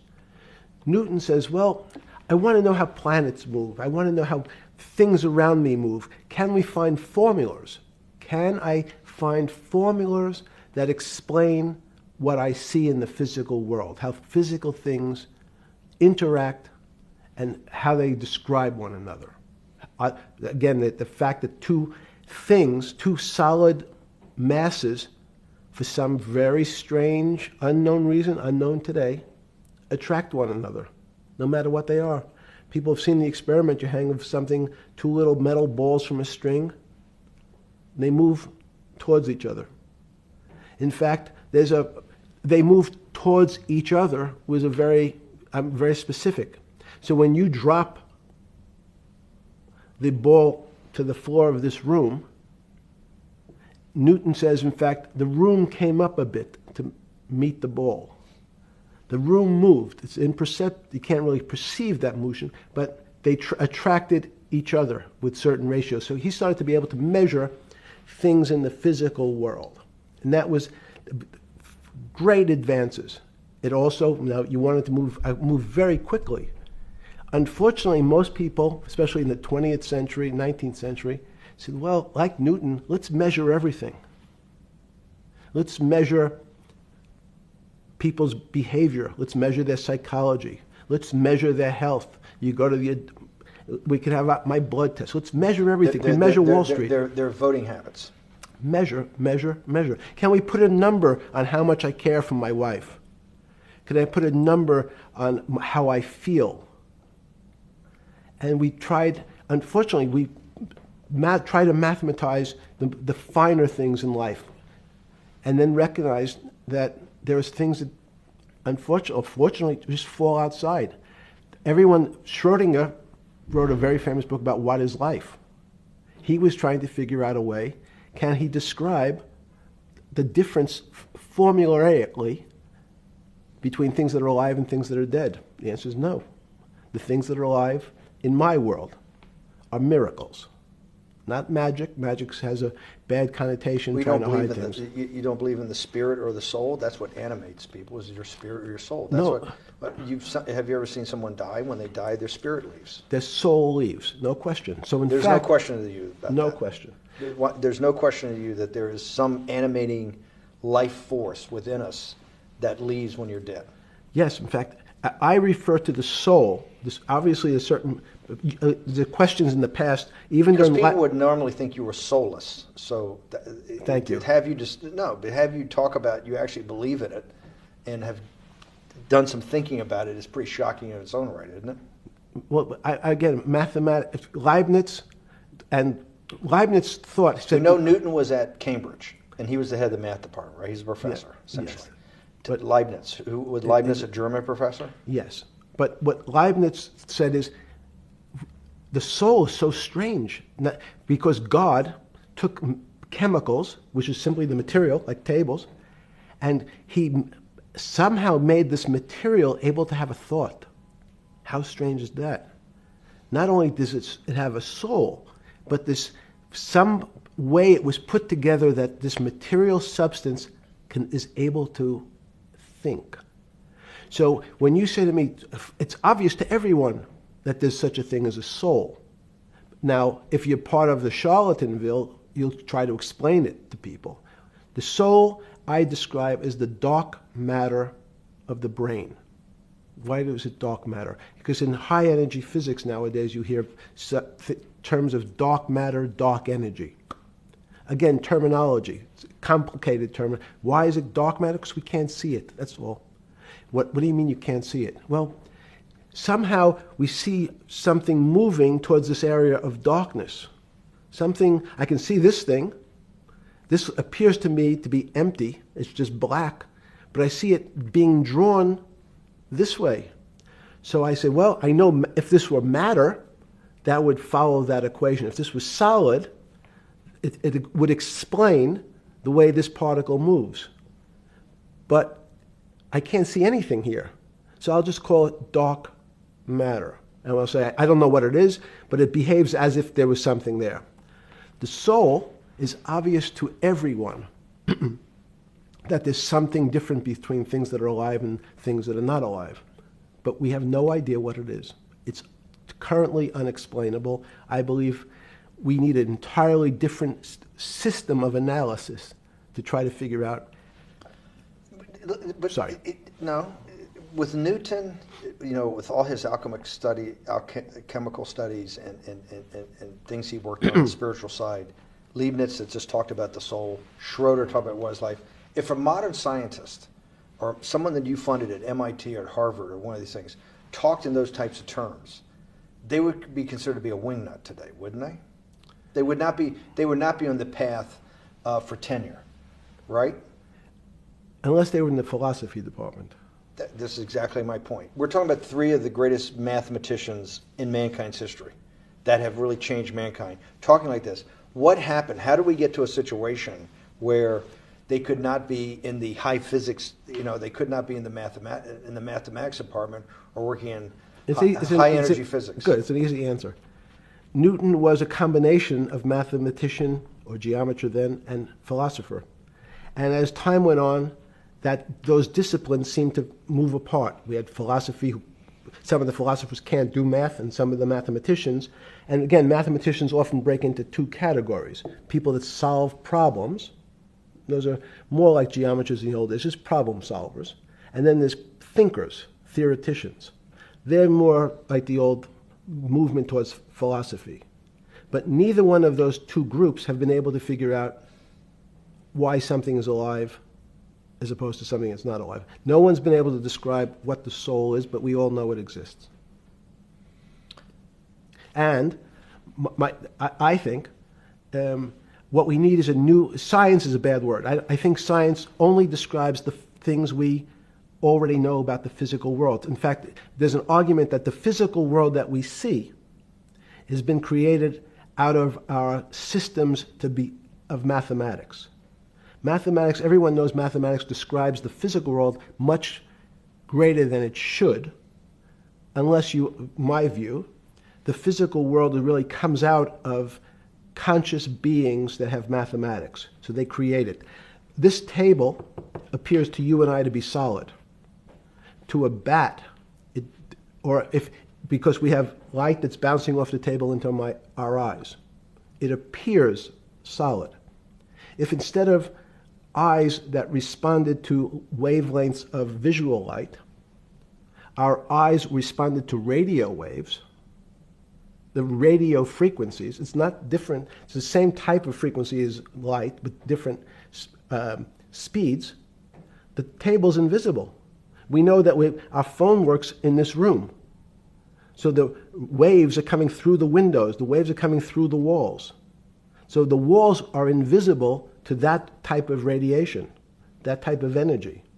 The walls I can see them because my eyes, a physical system determines that the walls are there. You, with Murray Geldman, you founded, or were the original donor, and had the idea of Santa Fe Institute. In 10 or 15 years later, that effort to study the complexity of systems mathematically. Yes. Was it's a total failure. Yes. A total failure. Total failure. Why is that? It's the failure of science because, in fact, if to some extent science doesn't describe romance, I don't know why I'm attracted to somebody. I don't know. People are attracted to each other, and everyone has the same feeling. They've seen someone walk in the room, and they say, "Oh, that person gives me a creepy feeling." Science has tried to describe. Science doesn't describe what creepy feelings means. They just know it's a creepy feeling. I think women as I said the last time, have an intuitive sense. What is intuitive? They have intuition, they have feelings, and they're able to deal in the realm of things that men, especially men like myself, find unexplainable. They have women have intuition, men see things a bit differently. Men want to measure everything. Women are not really that interested in measuring. In what you're saying in macro terms, you actually think science, mathematics, maybe ultimately technology is moving to that more intuitive. I think science and math are old-fashioned.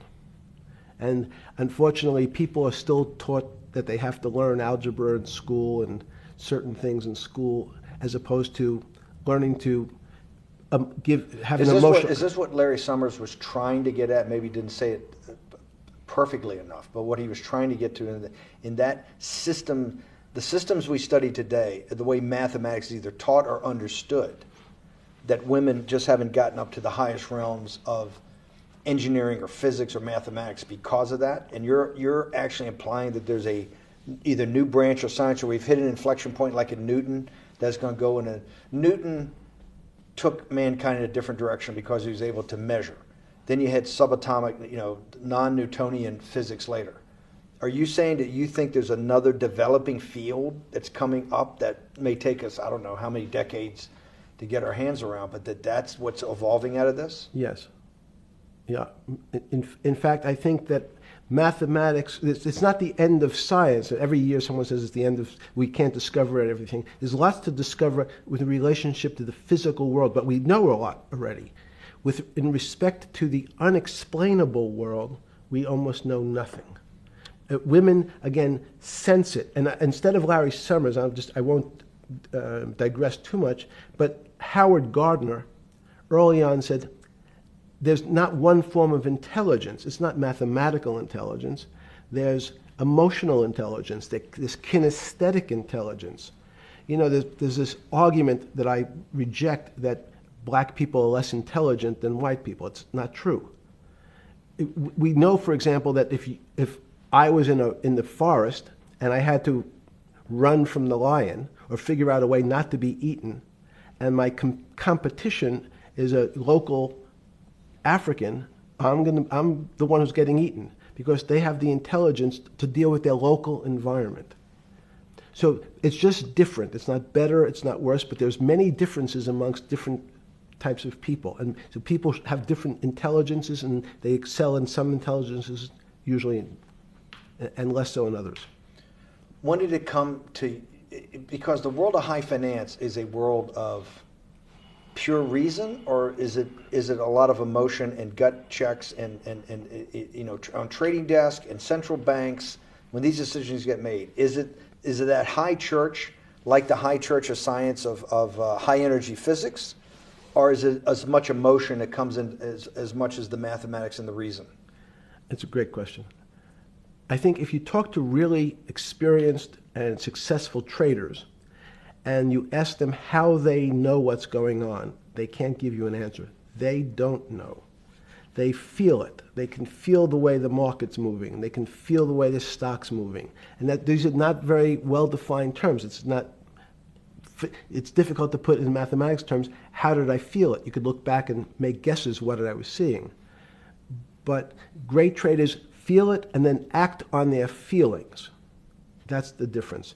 Many people feel it but are afraid because they want a mathematical justification before they take that next step. When you first got on the trading desk at Bear Stearns in the late 70s or mid 70s, were you shocked by how little actual understanding of mathematics that the traders comprehended? Yeah, well, again, we had a Texas Instrument calculator. Most stockbrokers, especially before 1975, if they were good stockbrokers, could add. That's about it. They could multiply. If you could multiply, you were already in the top 15% of stockbrokers. Stockbrokers simply meant there's a story. When I went to the first person, I had no money. And I said, how much money do you make a year?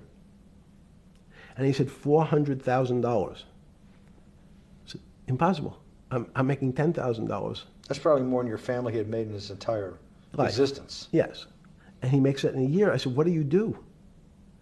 And he said, it's too complicated for you to understand, which is what the main thrust of Wall Street people, they want to tell you it's too complicated. Because if you understood that that person was simply, he had a brother-in-law, in fact, in this case, who ran the pension fund at General Motors. His brother-in-law would call him and say, buy 1,000 IBM. He'd hang up the phone, he'd write it out on a ticket and walk it to a window. That was his entire skill set. Hello, write what my brother-in-law says, walk it to a ticket window. Give me an example when you were on the trading desk in the early days of Bear Stearns of a time that you felt either complete uncertainty or you saw total panic, where something was happening that people couldn't foretell, and that they were like in an airplane cockpit where it's going wrong. Walk us through that. In 1978, I think it was, across the news wires, there had been a collapse of the currency in Thailand. On the other side of the world, had no relationship to me. I wasn't sure where Thailand was. But the fact that a currency, a country's money, had all of a sudden dropped tremendously in value affected the rest of the world's markets. And people panicked because they'd never seen that before. A very small part of a very complex system had a shock throughout the whole system. So prices on Park Avenue apartments, the bond markets, the stock markets, every started to gyrate. You know, there's an old mathematics expression that if a butterfly wings in Mexico make the wrong turn, it spins out, and eventually, by the time it gets to Canada, it turns into a tornado. So these are part of complex systems. So yeah, Wall Street in certain parts. Santa Fe Institute was supposed to actually come up with a formula for that, for the butterfly wings. Why in 15 years did you reach the end of at least that experiment? Every attempt to, that's why it's so exciting now, because I think certain people are starting to realize that there's so many things that are unexplainable that we have to think about them differently. Music is a great example. It's a common man's example. You know, when you hear a certain song, it makes you feel a certain way. How does it do that? We don't know. We can't mathematize it. And even that music, Steve, nowadays we compress music. When you have a violin, it's compressed onto your iPhone. So what does compression mean? I'm taking lots of information and I'm cutting it into lots of pieces and squishing it together. And when I squish it or compress it, I have to take out lots of pieces, but I say that they're not very important pieces. It's those pieces that we take out when we compress data, to me, are the most interesting parts of life. You just said a while ago, part of this new search for science may go back to when people were actually talking about a soul, and you said there's no doubt in your mind that there is a soul. Describe for me what you mean by that. What do you mean by soul? What do you mean soul different than the physical analog body that we're seeing on film right now? It's difficult to describe in words. I mean, I'm not a poet. Poems get a little closer to what that really means. But even the concept of what is life becomes complicated when you deal with plants and seeds. Is a seed alive? I don't know. Certain people would say, no, it's dead. When your banana, one of my favorite examples is the banana that's sitting on the countertop in your kitchen today. Is it alive or dead? What do you think about human life? What is human? Tell me about human life. But your banana is alive. That banana is breathing. It's on your. You say that's impossible, Jeffrey. No, it's not. Is the banana conscious? All these words. These are words. So everyone's trying to fit a very complicated concepts into a very small box called conscious or alive. These don't fit in that way. So if you put your banana in a bag and put another fruit in with it, the fruit ripens faster because the banana breathes with it. We don't understand most of those things. So you asked the big question. Sorry. You talk about the life. What about human life? What about it? Tell me what do you think? What do you think human life is? It's a miracle. It's a miracle. And when I say miracle, I can't explain it, and I make no attempt to explain it at the moment. We don't know how to think about it. And anyone, and again, another one of the Feynman quotes when he was talking about quantum physics. He said, anyone, Jeffrey, who says they understand quantum physics and quantum mechanics and quantum behavior, you know they're lying. Let's talk about it. That's post-Newtonian. Talk about what's the difference, who founded quantum mechanics, why is quantum mechanics taking Newtonian physics and taking it to the next level? It forms a much broader category. Let's go back to this desk. You used the thing of Newton using this desk. Why can't Newton's theory explain everything? Why did subatomic quantum mechanics or quantum physics have to come in to explain this? Well, so let's go right back to square one. Why is it called quantum physics? So quanta is a word that simply means packet, small amount. So it's quantized. So we recognized, when we recognized that this table appears, another very complicated word, solid to us, it's really made up of molecules or atoms.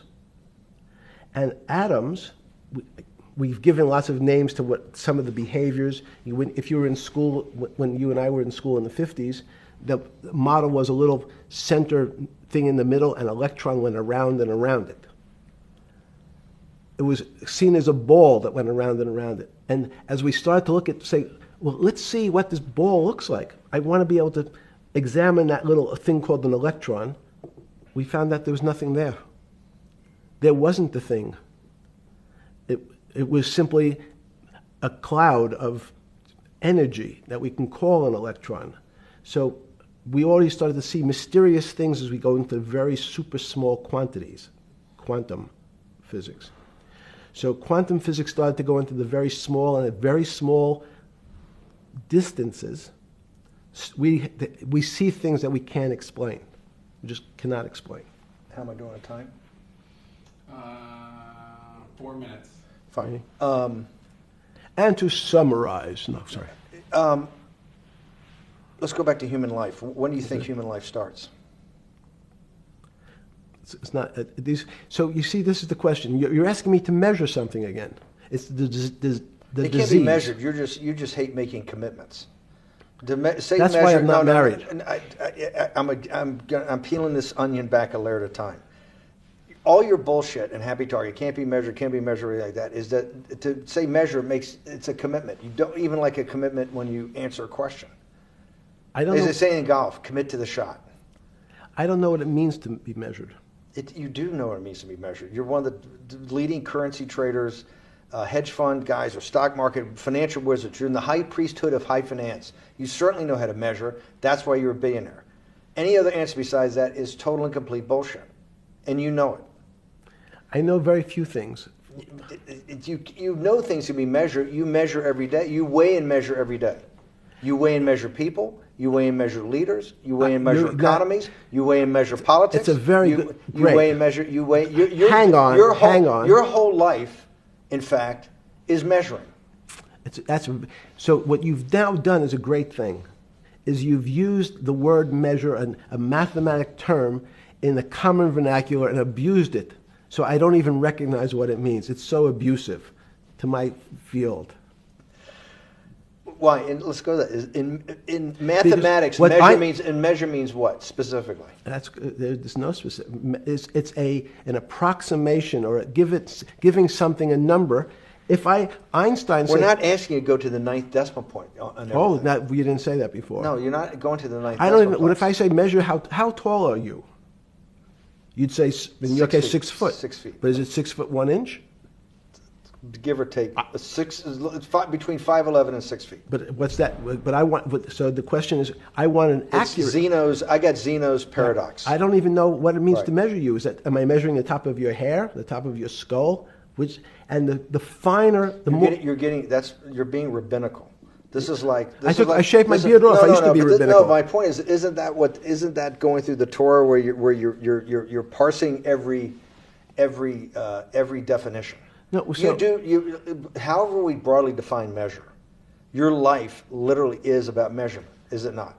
It's about putting numbers on things so that I can try my best. That you can call it whatever you like. If Well, that what do makes you ca- feel what- better. What do you know? No, Because I I'm wanna trying to make you relate it happy. back to your scientific inquiry. No, even a number. People don't. A number is a complicated When did thing. you come? When did you come to this When did you come to this aha moment? Was when it was in your solitary confinement, when the biggest financial crisis in world history was going on, in your 7x9 jail cell with your metal bed and your two brushes because you were a trustee with the brown uniform on, trustee spelled wrong. Is that the moment of clarity that you had about science and Newtonian physics and everything that we can measure is really not going to be the way we go forward? It's going to be much more esoteric, emotional intelligence thing. Was that your moment of clarity? I wish it was, because it would make such a great story for this interview, but it's not. It's the fact that I lead such a privileged life to come across. But when did you? If it didn't happen then, when did it? Or did it happen before? I was then? going to hopefully Okay. get to the. Okay. I'm in a privileged position to have some of the world's smartest people come to my house and tell me what they think about different subjects, and I finally realized that the thing that they had most in common was there was this area, no matter how smart they were, that when I asked them the questions, they said they'd have to resort to a 500 or 1,000-year-old response to that question, which was, I don't know. You know who else found that out? Socrates. That's what Socrates kept doing, right? Socrates kept asking all the experts. He would go through, question after question after question, and realize at the end they didn't really know. They really didn't basically understand what they were talking about. And one of the things that people won't enjoy, it turns out that potentially one of the bad things to teach children is how to write. Writing, reading, and arithmetic was supposed to be, everyone's supposed to be taught. But writing forces you into a very narrow channel of thinking. You have to write in a certain form, in a certain way, in a certain linear pattern. So your thinking becomes somewhat narrow. The reason I brought up writing is one of the recent discoveries of mine with respect to Socrates, Plato, and Aristotle is they never wrote anything. They spoke, and people around who could write wrote. Socrates could think.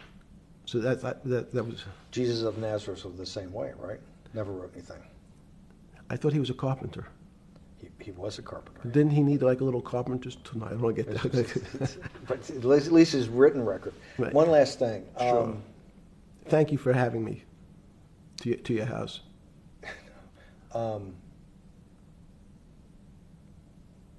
Vegetable juice. Let's go back. Look what vegetable juice does. When did that? The beginning of that. Was there any one aha moment in all these great thinkers? Did it happen before 2008? Was it after? That came up over, I know, many years. But when did you actually realize, hey, something new's got to be developed? Yeah, that's great. Is that because again, I'm privileged enough to have people around me who've given lots of philanthropic gifts to institutions of higher learning, and when I said the impact, how do you judge the impact of your giving? And we sat down and said, no really new ideas have come out. And I realized that, of course, it hasn't come out because we've been looking at using science and mathematics, and it's the wrong tool. It's obvious. Institutions that are set up and try to put forward knowledge and understanding and truth, should they take your money?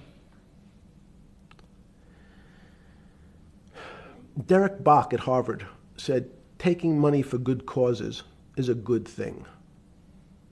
So if Hitler took all the gold out of the teeth of the Jews and said, I want to give this to Heidelberg University to fund the Leibniz chairs so that I can study high energy physics, Derek Bach would say that was fine? Again, these questions are questions where good people on both sides, like your Charlottesville, could differ. I don't know the answer to these questions. So tell us the two.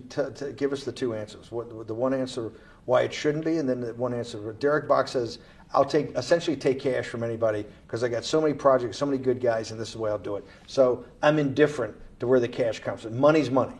And if I got good guys, I'm the fiduciary that says these are good people and this is good research, okay? I'll take the cash from from any source, including you. What's the other argument? Let me give you that. I know in my case, Is your money dirty money? if you live, I just asked a question. Is your money dirty money? no, it's not. So in fact, Why is it not dirty money? because I earned it, a heart. But you earned it. I earned it legally. We went back to this before. You earned Yes. it. You earned it advising the worst people in the world, right? That do enormous bad things, and just to make more money. So instead of asking me the question, should you take the money? Because I think it's a legitimate question. Do you think it's a legitimate question? Yes, no Why? question. Because I think about, I think ethics is always a complicated subject, but I can tell you that with the money I gave to help try to eradicate polio in Pakistan and India, instead of asking me whether that money should be given to these children for vaccines, I think you might want to ask their mothers who received the vaccine, who know their child now won't get polio, and ask them if Epstein should have helped these people If we with walked their in, money. if we walked in, Is that a fair question? You're a mathematician. If we walked into that clinic where they're giving that money out to these people that are in the most dire straits of poverty and sickness, and told them that the money was coming from class 3 sexual predator? Tier 1. Was tier 1's the highest and worst? No, I'm the lowest. I'm the lowest. You're the lowest. Okay, tier 1, you're the lowest. But a criminal. Yes. That the money came from them. What percentage of people do you estimate? I understand you don't like probabilities. Do you estimate would say, I don't care, I want the money for my children? I would say everyone said, I want the money for my children. Did they know where the money came from?